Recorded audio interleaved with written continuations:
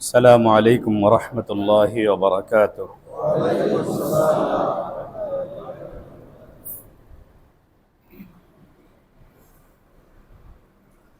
الحمد لله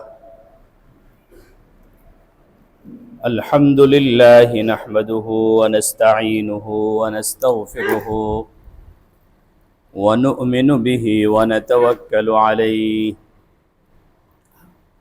ونعوذ بالله من شرور أنفسنا ومن سيئات أعمالنا.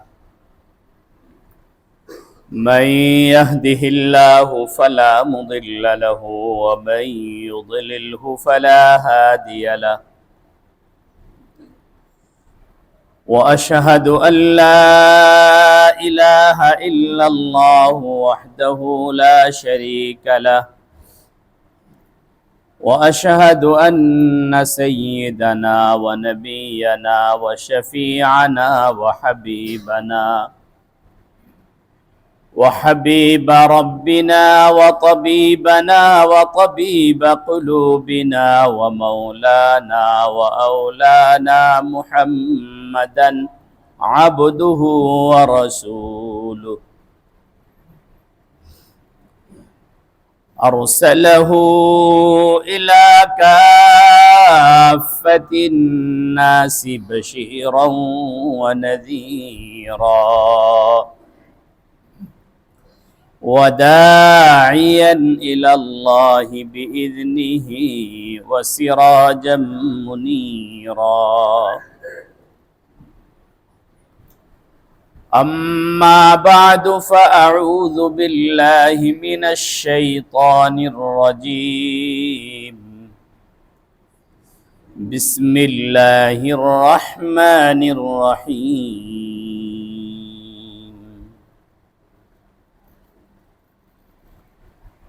محمد رسول الله والذين معه أشداء على الكفار رحماء بينهم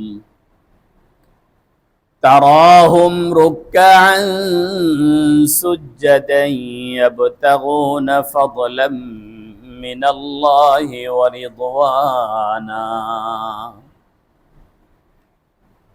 وقال تعالى: وإذا قيل لهم آمنوا كما آمن الناس. وقال النبي صلى الله عليه وسلم: أصحابي كالنجوم بأيهم اقتديتم اهتديتم. أو كما قال عليه الصلاة والسلام.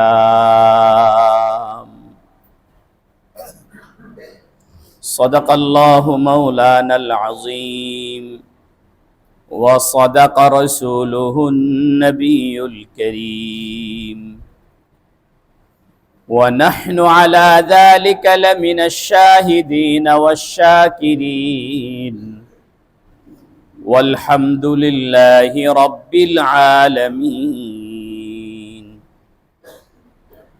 سبحانك لا علم لنا إلا ما علمتنا إنك أنت العليم الحكيم. رب اشرح لي صدري ويسر لي أمري واحلل عقدة من لساني يفقه قولي. ربي زدني علما ربي يسر ولا تعسر وتمم علينا بالخير. وبك نستعين يا فتاح. اللهم ألهمني رشدي. সকলে রহমতুল্লিল আলামিনের শানে কয়েক মর্তবা দরুদ ইব্রাহিমি পড়ি। আল্লাহুম্মা সাল্লি আলা মুহাম্মাদিন ওয়া আলা আলি মুহাম্মাদ কামা সাল্লাইতা আলা ইব্রাহিম ওয়া আলা আলি ইব্রাহিম ইন্নাকা হামিদুম মাজিদ। اللهم بارك على محمد وعلى آل محمد كما باركت على إبراهيم وعلى آل إبراهيم إنك حميد مجيد।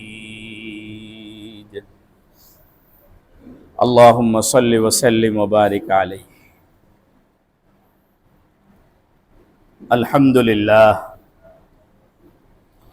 ثم الحمد لله। আল্লাহ রব্বুল আলামিনের অসংখ্য অগণিত শুকরিয়া যে আল্লাহ রব্বুল আলামিন আমাদেরকে মেহেরবানি করে জুমার নামাজ আদায়ের উদ্দেশ্যে মসজিদে সমবেত হওয়ার তৌফিক দান করেছেন। এজন্য অন্তরের অন্তঃস্থল থেকে শুকরিয়া জ্ঞাপন করি, বলে আলহামদুলিল্লাহ। অসংখ্য অগণিত দুরুদ এবং সালামের হাদিয়া পেশ করছি পেয়ারা নবী সৈয়দুল মুরসালিন সৈয়দুল কাউনাইন ওয়াস সাকালাইন নবিয়ুর রাহমাহ নবিয়ুল মালহামা নবী মুহাম্মদুর রাসূলুল্লাহ সাল্লাল্লাহু আলাইহি ওয়াসাল্লামের উদ্দেশ্যে। সম্মানিত দিনদার পরহেজগার মুসল্লি ভাইরা, গত কয়েক জুমা মিলে আমরা যে বিষয়ের উপরে আলোচনা শুনছিলাম, বিষয়টাকে হৃদয়ঙ্গম করার জন্য উচিত ছিল পুরা আলোচনা একসাথে শোনা, কিন্তু আমাদের কিছু অপারগতা আছে, সময়ের কিছু লিমিটেশন থাকার কারণে পুরা আলোচনাকে আমরা একসাথে শুনতে পারিনি, ভাগ ভাগ করে শুনতে হচ্ছে। যার কারণে বিষয়টাকে বোঝার সুবিধার্থে কিছু পিছনের কথা আবার টানতে হয়। এতে একই কথার পুনরাবৃত্তির কারণে বিরক্ত না হওয়ার জন্য অনুরোধ থাকবে।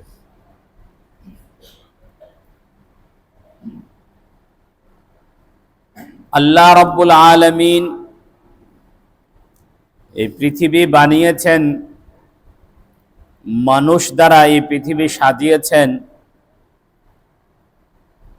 এই পৃথিবীতে আল্লাহ রাব্বুল আলামিনের প্রতিনিধিত্ব করার জন্য। আল্লাহ রাব্বুল আলামিন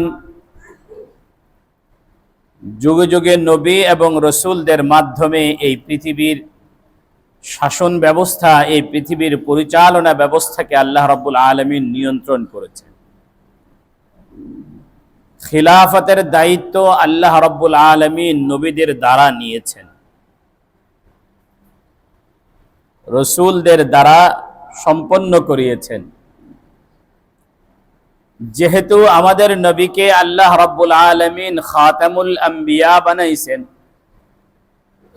যেহেতু আমাদের নবীকে আল্লাহ রাব্বুল আলামিন খাতামুর রসুল বানিয়েছেন, যেহেতু আল্লাহ রাব্বুল আলামিন আমাদের নবীর পরে আর কোন নবী পাঠাবেন না বলে সিদ্ধান্ত নিয়েছেন, এই খতমে নবুয়তের বরকতে যে খিলাফতের দায়িত্ব আল্লাহ রাব্বুল আলামিন নবীদের দ্বারা নিয়েছেন, সেটা এই উম্মত দ্বারাও নিচ্ছেন। এই উম্মত দ্বারাও সেই কাজ নিয়েছেন। রাসূলুল্লাহ সাল্লাল্লাহু আলাইহি ওয়াসাল্লামের খতমে নবুয়তের বদৌলতে আবু বকর সিদ্দিক রাদিয়াল্লাহু তাআলা আনহু খলিফা হয়েছেন, উমর ফারুক রাদিয়াল্লাহু তাআলা আনহু খলিফা হয়েছেন, উসমান গনি রাদিয়াল্লাহু তাআলা আনহু খলিফা হয়েছেন, আলীউল মুরতাদা রাদিয়াল্লাহু তাআলা আনহু খলিফা হয়েছেন, হাসান রাদিয়াল্লাহু তাআলা আনহু খলিফা হয়েছেন, মুআবিয়া ইবনে আবি সুফিয়ান রাদিয়াল্লাহু তাআলা আনহুমা খলিফা হয়েছেন। অন্য কথায় খেলাফতের যে জিম্মাদারি আল্লাহ রাব্বুল আলামিন নবীদের দ্বারা নিয়েছেন, সে একই জিম্মাদারি এই উম্মতের সদস্যদের থেকেও আল্লাহ পাক রব্বুল আলামিন নিয়েছেন, কিয়ামত পর্যন্ত নিবেন। এটা ছিল আমাদের একটা পুরাতন কথা। দ্বিতীয় আরেকটা পুরাতন কথা এটা ছিল যে আল্লাহ রাব্বুল আলামিন পৃথিবীতে মানুষকে পাঠিয়ে মানুষকে শ্রেষ্ঠত্ব দিয়েছেন। আবার আমরা জান্নাতে ফিরে যেতে হবে, আমার মনচাহি জিন্দেগি যাপন করলে আমি ফিরতে পারবো না, তা আমাকে রবচাহি জিন্দেগি যাপন করতে হবে। রবচাহি জিন্দেগি যাপন করার জন্য আল্লাহ রাব্বুল আলামিন রাসূলদেরকে নির্বাচন করলেন। রাসূলরা আল্লাহ রাব্বুল আলামিনের কাছ থেকে নিলেন, উম্মতকে দিলেন। ভালো করে একটু খেয়াল করেন, চতুর্মুখী ফিতনার মুখোমুখি আমরা হয়ে গিয়েছি। ঈমানের নামে, হুব্বে রাসূলের নামে, কোরআন হাদিস গবেষণার নামে আমাদেরকে দিন থেকে দূরে সরানোর সূক্ষ্ম ষড়যন্ত্র চলছে। ষড়যন্ত্রগুলো বোঝার জন্য কথাগুলো ভালো করে দিলের কানে শুনেন, বোঝার চেষ্টা করেন। আল্লাহ রাব্বুল আলামিন তার তরফ থেকে বিধান দিলেন, রাসূলগণ আল্লাহর তরফ থেকে নিলেন। রাসূলগণ আল্লাহর কাছ থেকে নিলেন, উম্মতকে দিলেন। নূহ নবী আল্লাহর কাছ থেকে নিলেন, উম্মতকে দিলেন। ইব্রাহিম নবী নিলেন, উম্মতকে দিলেন। মুসা নবী নিলেন, উম্মতকে দিলেন। 312 জন রাসূল আল্লাহর কাছ থেকে নিলেন, উম্মতকে দিলেন। তবু আল্লাহ পাকের দেওয়া অবশিষ্ট ছিল। সর্বশেষ আল্লাহ রাব্বুল আলামিন মুহাম্মদুর রাসূলুল্লাহ সাল্লাল্লাহু আলাইহি ওয়াসাল্লামকে পাঠালেন। আমাদের নবীও আল্লাহর কাছ থেকে নিলেন, উম্মতকে দিলেন। ভালো করে, আমাদের নবীও আল্লাহর কাছ থেকে নিলেন, উম্মতকে দিলেন। আমি এই কথাটাকে আরেকভাবে বলি, আল্লাহর কাছ থেকে নিলেন, সাহাবীদেরকে দিলেন। ভালো করে বুঝেন, আল্লাহর কাছ থেকে নিলেন, বলেন কাদেরকে দিলেন? সাহাবীদেরকে দিলেন। আল্লাহ রাব্বুল আলামিনের কাছ থেকে আমাদের নবী 23 বছর নিয়েছেন, সাহাবায়ে কেরামকে 23 বছর পর্যন্ত দিয়েছেন। কতদিন নিয়েছেন? দিয়েছেন কতদিন? বলেন, যা আল্লাহর কাছ থেকে দিয়েছেন, যা সাহাবীদেরকে, তা কি সবটাই সাহাবীদেরকে দিয়েছেন না কিছু গোপন করছেন? ভালো করে বোঝেন, কোনো কিছু গোপন করছেন না? যতটুকু আল্লাহ দিয়েছেন তার পুরাটাই সাহাবায়ে কেরামকে বুঝাই দিয়েছেন। আবার বলি, যতটুকু আল্লাহর কাছ থেকে নিছেন পুরাটাই সাহাবীদেরকে বুঝাইছেন না কিছু গোপন রাখছেন? যদি এতটুকু কথা বুঝে থাকেন তাহলে শিয়াদের একটা আকীদা বুঝেন। শিয়ারা বলতে চাই, কোন কোন শিয়াদের মতে কোরআন 90 পারা, 30 পারা আমাদের কাছে আছে, 60 পারা তাদের একজন ইমামের কাছে আছে। এই কথা বিশ্বাস করলে ঈমান থাকবে? তাহলে নবীজি সাল্লাল্লাহু আলাইহি ওয়াসাল্লাম যে আল্লাহর কাছ থেকে যা নিছেন পুরাটা সাহাবীদেরকে বুঝায়া দিবেন, এই কথা কি মানা হলো? বলেন, এই কথা মানা হয়েছে? মানা হয়। আমাদের এই দেশে কিছু বাউল আছে, কিছু রেজবি আছে, কিছু গরম সুন্নি আছে। এরাও রাস্তার পাশে দাঁড়ায়া মজমা জমায়া বলে, শরীয়তের মোল্লার কাছে কি আছে?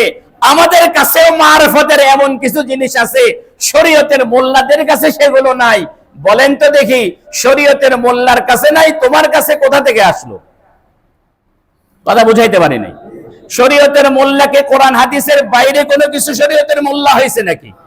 যদি কোরআন হাদিসের বাইরে, কোরআন হাদিসে যা আছে এটা পড়ে যদি শরীয়তের মোল্লা হয়, তুমি মারিফাতের এই যে জ্ঞান তুমি ঝাড়ো, সেটা তুমি পাইছো কোন সূত্রে? কথা বুঝাতে পারিনি। বলেন, নবীজি যা আল্লাহর কাছ থেকে নিছেন সব কাদেরকে বুঝায় দিয়েছেন? যে সাহাবায়ে কেরাম তাদের পরবর্তীদেরকে বুঝায় দিয়েছেন, তার পরবর্তীরা তাদের পরবর্তীদেরকে বুঝায় দিয়েছেন। নবীজি সাহাবায়ে কেরামকে কোরআন এবং হাদিসের বাইরে এমন কোন জ্ঞান দিয়ে গিয়েছেন যেটা শরীয়তের মোল্লারা জানে না, ওই সকল বাউলরা জানে? কথা আমি বুঝাতে পেরেছি আপনাদেরকে? তাহলে এই জাতীয় বাউল, এই জাতীয় গরম সুন্নি, এই জাতীয় রেজবি, এই জাতীয় ভণ্ডদের থেকে আমাদেরকে সাবধান থাকতে হবে। আল্লাহ পাক আমাদেরকে সাবধান থাকার তৌফিক দান করেন, বলেন না? কথা আবার বুঝেন, নবীজি সাল্লাল্লাহু আলাইহি ওয়াসাল্লাম আল্লাহর কাছ থেকে যা নিষেধ সবটাই সাহাবা ইকরামকে, বলেন, সবটাই সাহাবা ইকরামকে বুঝাইয়া দিয়েছেন। শুধুমাত্র থিওরিক্যাল দিয়েছেন না প্র্যাকটিক্যালও দিয়েছেন? সব প্র্যাকটিক্যাল দিয়েছেন। এবং আল্লাহর কাছ থেকে 23 বছর নিলেন, 23 বছর দিলেন। নেওয়া যখন শেষ হইছে, নেওয়া যখন শেষ, আল্লাহ পাকের দেওয়াও যখন শেষ, তো সর্বশেষ আয়াত আল্লাহ নাজিল করলেন, আল ইয়াউমা আকমালতু লাকুম দীনাকুম ওয়া আতমামতু আলাইকুম নি'মাতি ওয়া রাদিতু লাকুমুল ইসলাম দীনা। যে দিন আল্লাহর ছিল সেই দিন নবীকে দিলেন, নবীর সেই দিন নবী যখন সাহাবীদেরকে বুঝাইয়া দিলেন, এবার আল্লাহ বলেন তোমাদের দিন। আল্লাহ এই কথা বলেন নাই আমি আমার দিন পূর্ণ করলাম, আল্লাহ এই কথা বলেন নাই ও হাবিব আমি আপনার দিন পূর্ণ করলাম। বরং আল্লাহর হাবিব যখন সাহাবীদেরকে দিন বুঝাইয়া দিলেন, তা আল্লাহ এবার বললেন দিন আমার তো ঠিক ছিল, দিন আমি আমার হাবিবকে তো দিয়েছি ঠিক আছে, কিন্তু দিনটা যখন আমার হাবিব সাহাবীদেরকে দিয়ে দিয়েছে, বুঝাইয়া দিয়েছে, সেই দিন এখন সাহাবীদের। এই কারণে আল্লাহ বললেন আকমালতু লাকুম দীনাকুম, ও আমার নবীর সাহাবীরা তোমাদের দিনকে তোমাদের জন্য পরিপূর্ণ করে দিলাম। এবার বলেন দিন কাদের? সাহাবীদের। দিন কোনটা? সাহাবীরা যেটা, বলেন সাহাবীরা যেটা নবীর কাছ থেকে পাইছেন। দিন কোনটা? সাহাবীরা যেটা উম্মতকে, পরবর্তীদেরকে যেটা বুঝাইয়া দিবেন। ভালো করে বুঝেন, দিন কোনটা? যেটা সাহাবীরা নবীর কাছ থেকে নিয়েছেন। দিন কোনটা? যেটা সাহাবীরা পরবর্তীদেরকে বুঝাইয়া দিয়েছেন। এই কথাটুকু আমরা এখন বুঝি না। তাহলে যদি শরীয়তের ভিতরে এমন কোন আমল পাওয়া যায়, ভালো করে বুঝেন, শরীয়তের যদি দ্বীনের ভিতরে বর্তমান সময়ে যদি এমন কোন আমল পাওয়া যায় যে আমলটা সাহাবীরা নবীর কাছ থেকে নেন নাই, যে আমলটা সাহাবীরা নিজেরা করেন নাই, যে আমলটা সাহাবীরা পরবর্তীদেরকে বুঝাইয়া দেন নাই, বলেন তো দেখি সেই আমলটা সুন্নত, ফরজ, ওয়াজিব নাকি এটা বেদাত? ভালো করে বুঝছেন? এবার বলেন তো দেখি 12 রবিউল আউয়াল মাসে, 12 রবিউল আউয়ালে এই যে পুরা চট্টগ্রাম সহ পুরা বাংলাদেশে এই যে জশ্নে জুলুসে ঈদে মিলাদুন নবীর র্যালি বের হলো, বলেন তো দেখি কোন কোন সাহাবী করেছেন? নবীজির কাছ থেকে সাহাবা ইকরাম বুঝে নিয়েছেন, সাহাবা ইকরাম পরবর্তী তাবেঈদেরকে এটা বুঝাইয়া দিয়েছেন। তাহলে সাহাবীরা নবীর কাছ থেকে নেন নাই, সাহাবীরা পরবর্তীদেরকে বুঝাইয়া দেন নাই। একটু আগে বলছেন দিন পরিপূর্ণভাবে নবীজি সাহাবীদেরকে বুঝাইয়া দিয়েছে। সাহাবী যা করে সেটা দিন, সাহাবী যেটা করে না সেটা দিন নয়। সুতরাং ঈদে মিলাদুন নবীর এই যে জুলুস, ঈদে মিলাদুন নবী নামের এই যে বড় ভণ্ডামি, সবটাই ভণ্ডামি, সামান্য কোনো দিন নাই, সামান্য পরিমাণও দিন নাই।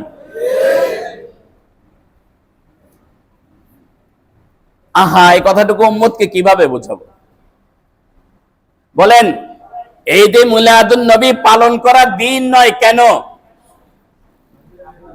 সাহাবায়ে কেরাম, বলেন সাহাবায়ে কেরাম। এখন যদি কেউ বলে সকল ঈদের সেরা ঈদ ঈদে মিলাদুন নবী নাকি, এরকম একটা কথা বলে না? বলে না? বলে সকল ঈদের সেরা ঈদ কোন ঈদ? ঈদে মিলাদুন নবী না? আচ্ছা বলেন তো দেখি আপনাদের নবী আমাদের নবী সাহাবায়ে কেরামকে ঈদ কয়টা বুঝাইয়া দিবেন? সাহাবায়ে কেরাম তাবেঈদেরকে ঈদ কয়টা বুঝাইয়া দিবেন? 2টা। তো নবীজি সাহাবীদেরকে ঈদ বুঝায় দিলেন দুইটা, সাহাবীরা আমাদেরকে বুঝায় দিলেন দুইটা। তো এনারা যে তৃতীয় নাম্বার সেরা ঈদ বাইর করছে, এই ঈদটা যে সেরা, এটা নবী নাউজুবিল্লাহ নবীজি বুঝেন নাই। কি বলেন? নাউজুবিল্লাহ সাহাবা ইকরাম বুঝেন নাই? কথা বলেন না কেন? সাহাবা ইকরাম যে এটা সেরা ঈদ, এটা বুঝেন নাই তারা? এই দেখেন, এবার উম্মতকে নবীজির ইশকের নামে, নবীজির মুহাব্বতের নামে, নবীজির ভালোবাসার নামে এমন এক জায়গায় এনে আমাদেরকে দান করিয়েছে শরীয়তে যার কোনো ভিত্তি নাই। মুহাব্বত আমাদের বেশি ছিল নবীজির প্রতি না সাহাবা ইকরামের বেশি ছিল? এখন যাদের যাদের ভালোবাসা বেশি ছিল তারা জন্মদিন পালন করে নাই, তারা হ্যাপি বার্থডে ইয়া রাসূলুল্লাহ বলে নাই, তারা গাড়ির বহর সাজায় নাই, রাস্তা বন্ধ করে দেয় নাই। তোমার ভিতরে এরকম ইশক জাগ্রত হয়ে গেছে, সাহাবা ইকরাম তোমার ইশকের কাছে ফেল মেরে গেছে। নাউজুবিল্লাহ বলেন না একটু মন থেকে? তাহলে কথা বুঝে আসছে। তাহলে দিন আল্লাহর নবী আল্লাহর কাছ থেকে নিলেন, কাদেরকে বুঝায় দিলেন? আবার বলেন, দিন নবী কার কাছ থেকে নিয়েছেন? বুঝায় দিয়েছেন কাকে? যখন সাহাবীদেরকে বুঝায় দিয়েছে তখন আল্লাহ বলছেন দীনাকুম আতমামতু আলাইকুম নি'মাতি ওয়া রাদিতু লাকুমুল ইসলাম দীনা। তা আল্লাহ এই কুম কুম কুম চার কুমের সিল মেরে দিয়েছেন, বলে আমার নবীর সাহাবীরা যা করে এটাই দিন, আমার নবীর সাহাবীদের বাইরে কোনো দিন। তাহলে এবার বলেন তো দেখি, দ্বীনের ক্ষেত্রে, শরীয়তের ক্ষেত্রে, ইসলামের ক্ষেত্রে মানদণ্ড কারা? ভালো করে বলেন বলেন বলেন। শরীয়তের ক্ষেত্রে, দ্বীনের ক্ষেত্রে, আমল গ্রহণ করা বর্জন করার ক্ষেত্রে, সত্য মিথ্যার ক্ষেত্রে মানদণ্ড কারা? সাহাবা ইকরাম মেয়ারে হক কিনা এই নিয়ে এক দ্বন্দ্ব শুরু হয়েছে, এ নিয়ে এক ঝামেলা শুরু করে দিয়েছিল কিছু লোক। এবার তো আপনারাই তো সমাধান দিয়ে দিলেন। কি বলেন? আপনাদের এখনকার কথা থেকে বুঝলেন কি সাহাবা ইকরাম শরীয়তের মানদণ্ড কিনা? কথা বুঝাইতে পারিনি। সত্যের মানদণ্ড কিনা? যেটা সাহাবী দ্বীন হিসাবে করছেন সেটাই দ্বীন, যেটা সাহাবী দ্বীন হিসাবে করেন নাই সেটা যত সুন্দরই হোক না কেন সেটা কি নয়? দ্বীন নয়, সেটা ভুয়া। আল্লাহ আমাদেরকে বুঝার তৌফিক দান করেন, আল্লাহ আমাদেরকে বুঝার তৌফিক দান করেন। এই যে সাহাবায়ে কেরামকে যদি মাঝখান থেকে যদি দ্বীনের মানদণ্ড না মানা হয়, শরীয়তের মানদণ্ড যদি না মানেন, আপনি যদি সরাসরি নবীজিকে মানতে যান তাহলে কিছু ঝামেলা আছে। কথা বুঝাতে পারিনি? আমাদের নবীজি সাল্লাল্লাহু আলাইহি ওয়াসাল্লাম তার জীবদ্দশায় যতগুলো কাজ নবীজি করেছেন সব কাজ উম্মতের জন্য করেননি। কিছু কাজ নবীজির ব্যক্তিগত কারণে করেছেন, কিছু কাজ নবীজি মুজিজা হিসেবে করেছেন, কিছু কাজ নবীজিকে আল্লাহ পাক স্পেশাল কিছু অফার দিয়েছেন সেই কারণে করেছেন। কি বলেন? আমাদের নবীজি বিবাহ করেছেন কয়টা? 11 জন। একসাথে স্ত্রী ছিল কয়জন? 9 জন। আমার আর আপনার জন্য জায়েজ কয়জন? এখন কেউ যদি বলে নবী আমার আদর্শ, সুতরাং নবী 9 বিবি রাখছে, আমিও রাখবো, হবে না? কেন? নবীজির আদর্শ মানলাম না। লাকাদ কানা লাকুম ফি রাসূলিল্লাহি উসওয়াতুন হাসানা। এই জন্য আমার একটা কথা সূত্র মূলনীতি মনে রাখেন, নবীজি একটা কাজ করেছেন, সাহাবায়ে কেরামও দেখলেন যে নবীজি করেছেন, কিন্তু সাহাবায়ে কেরাম ওই আমলটা করেননি। তাহলে বুঝতে হবে সেই আমলটা কার জন্য? একমাত্র নবীজির জন্য, উম্মতের জন্য নয়। এবার নবীর কোন আমল উম্মতের জন্য, কোন আমল নবীর জন্য, এটা বোঝার জন্য মানদণ্ড কারা? বলেন, এটা বোঝার জন্য মানদণ্ড কারা? আল্লাহ পাক বললেন চোর এবং চুরুনির হাত কেটে দাও। বলেন তো দেখি, এই আয়াতের যে বিধানটা, এই বিধানটা শুধু থিওরিক্যাল না নবীজি প্র্যাকটিক্যালও করেছেন? বলেন, নবীজি প্র্যাকটিক্যাল করেছেন কিনা? করেছেন। এখন এই প্র্যাকটিক্যাল কাদের উপরে করেছেন? বলেন, সাহাবীদের উপরে। ইমপ্লিমেন্ট করেছেন কাদের উপরে? এই আয়াতের বাস্তব আমল করেছেন কারা? সাহাবায়ে কেরাম। এখন এই হাত কতটুকু কাটবে এই ব্যাপারে সিদ্ধান্ত কে দিবে? সাহাবায়ে কেরাম দিবেন। যে সাহাবায়ে কেরাম বলবেন নবীজি এতটুকু কেটেছেন, আমরা এতটুকু কেটেছি। কথা আমি বুঝাতে পেরেছি? কথা বোঝার চেষ্টা করেন।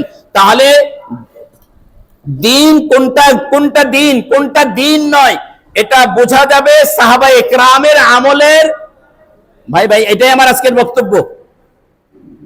কোনটা দিন, কোনটা দিন নয়, কোনটা শরীয়ত, কোনটা শরীয়ত নয়, কোনটা সত্য, কোনটা মিথ্যা, এটা বোঝার মানদণ্ড কারা?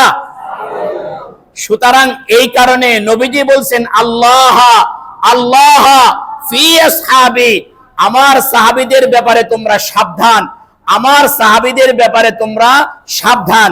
কারণ সাহাবায়ে কেরামের মর্যাদা আর উম্মতের অন্যদের মর্যাদা সমান না বেশ কম আছে? কতদূর বেশ কম আছে জানেন? কতদূর বেশ কম? বলে ওমর ইবনে আব্দুল আজিজ রাহমাতুল্লাহি আলাইহি, নাম শুনছেন? ওনাকে ইসলামের পঞ্চম খলিফা বলা হয়। আড়াই বছরে এই পরিমাণ ইনসাফ কায়েম করেছেন। ও যারা সংস্কারের পক্ষে আন্দোলন করেছেন, যারা একটা পরিবর্তন করতে চান, তারা ওমর ইবনে আব্দুল আজিজের জিন্দেগি পড়েন। আড়াই বছরে পুরা পৃথিবীর ইসলামী সালতানাতের এই পরিমাণ পরিবর্তন সাধন করছেন, এই পরিমাণ ইনসাফ তিনি প্রতিষ্ঠা করেছেন যে বাঘ আর ছাগল এক ঘাটে পানি খেয়েছে, কেউ কারো উপরে হামলা করেনি। বলেন মুসলিম শাসক ছাড়া পৃথিবীর এই রঙ্গমঞ্চে যতজন অমুসলিম শাসক এসেছে, একটা নজির দেখান। আজকে যাদের রাজনীতি করার জন্য আপনি আদা জল খেয়ে নেমেছেন, তাদের একটা দৃষ্টান্ত স্থাপন করে দেখান যে অমুক রাষ্ট্রে ইনসাফ কায়েম করেছে। পাবেন একটা ইতিহাস? তাহলে মুসলমানের ছেলেকে কেন হেগেলসের ইতিহাস পড়ানো হবে? কেন ওমর ইবনে আব্দুল আজিজের ইতিহাস পড়ানো হবে না? কেন মুসলমানের ছেলেকে কার্ল মার্কসের থিওরি পড়ানো হবে? ওমর ইবনুল খাত্তাবের আদর্শ কেন পড়ানো হবে না? এর কারণ হলো আদর্শ পৃথিবীতে কায়েম করলে আমরাই করতে পেরেছি। সুতরাং আমাদেরকে যদি আমাদের ইতিহাস ভুলানো না যায়, আমাদেরকে যদি আমাদের পরিচয় যদি ভুলানো না যায়, তাহলে আমাদের মাথার উপরে কাঁঠাল ভেঙে তারা খেতে পারবে না। এই কারণে আমাদের পরিচয় আমাদেরকে ভুলাইয়া দেওয়ার জন্য আমাদের সিলেবাস পরিবর্তন করে দিয়েছে। আল্লাহ আমাদেরকে বুঝার তৌফিক দান করে। ওমর ইবনে আব্দুল আজিজ রাহমাতুল্লাহি আলাইহি কে সম্পর্কে একজন কাউকে হযরত আব্দুল্লাহ ইবনে মুবারক রাহমাতুল্লাহি আলাইহি কে কেউ জিজ্ঞাসা করলো, বললে মুআবিয়া রাদিয়াল্লাহু তাআলা আনহু শ্রেষ্ঠ না ওমর ইবনে আব্দুল আজিজ শ্রেষ্ঠ? কে? মুআবিয়া একজন সাহাবী, কাতিবে ওহী, আল্লাহর রাসূলের কি বলেন, আবু সুফিয়ান নবীজির কি চাচা, আবু সুফিয়ান নবীজির কি? আবু সুফিয়ানের ছেলে মুআবিয়া নবীজির কি হলেন? চাচাতো ভাই। আবু সুফিয়ান মুআবিয়া রাদিয়াল্লাহু তাআলা আনহু সম্পর্কে আমাদের দেশেও কিছু ভণ্ড আছে, অশুভ কথাবার্তা বলে। কোন সময় সুযোগ হলে বলবো সেগুলো। আজকে আমার বিষয়ের উপরে থাকার চেষ্টা করি।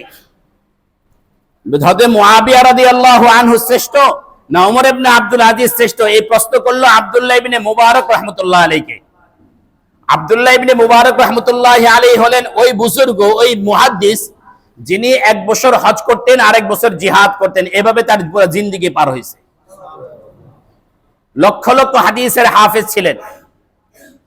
তা আব্দুল্লাহ ইবনে মুবারক বললেন যে রাসূল করিম সাল্লাল্লাহু আলাইহি ওয়াসাল্লামের একজন আদনা সাহাবী। কি সাহাবী? আদনা মানে নিম্নমানের সাহাবী। নিম্নমানের সাহাবী মানে কি? যিনি আল্লাহর রাসূলের সাথে সান্নিধ্য লাভ করছেন কয়েক মিনিটে। বলেন নিম্নমানের সাহাবী কি? বলেন যিনি আল্লাহর রাসূলের সান্নিধ্য লাভ করছেন। যেমন ওয়াহশী রাদিয়াল্লাহু তাআলা আনহু। উনাকে বলা হয় সাহাবায়ে কেরামের মধ্যে শব্দ সবচেয়ে নিম্নমানের। কেন?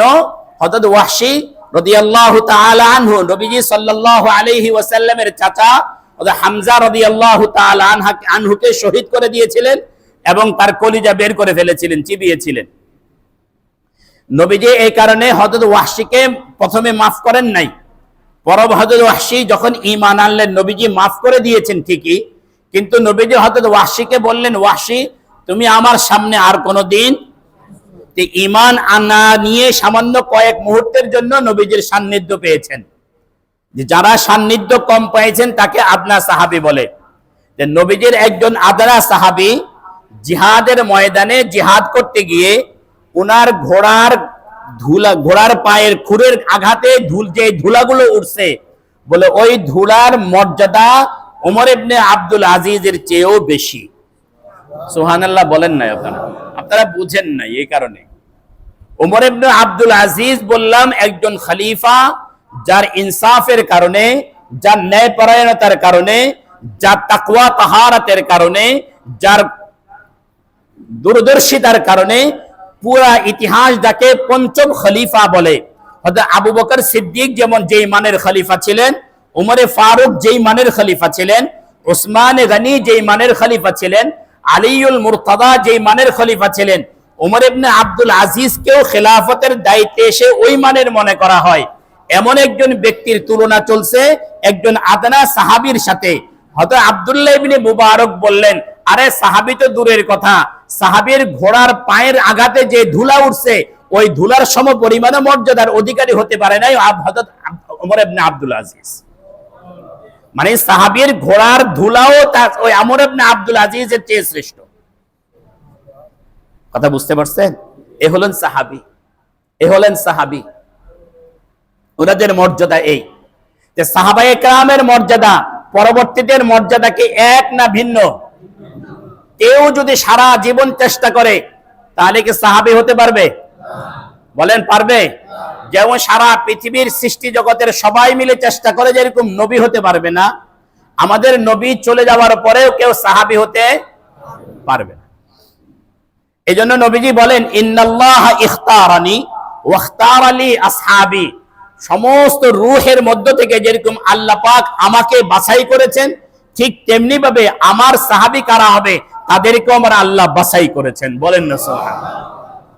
যখন মর্যাদা যদি সমান না হয় তাহলে লোকমা দেয়া যায় না। লোকমা বুঝেন? নামাজে যদি ইমাম সাহেব ভুল করে তাহলে আপনারা কি দেন? লোকমা দেন। ভাতের লোকমা না। লোকমা মানে ভুল ধরা। মর্যাদা যদি সমান না হয় তাহলে কি দেয়া যায় না? বলেন লোকমা দেয়া যায় না, ভুল ধরা যায় না।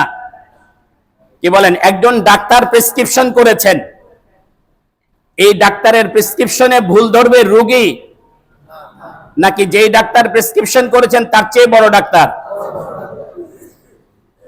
কেন রোগী কেন ভুল ধরতে পারবে না? যেহেতু ডাক্তারের মর্যাদা আর রোগীর মর্যাদা এক না। আমি আরেকটা উদাহরণ দিই, আপনারা একটু বোঝার চেষ্টা করেন।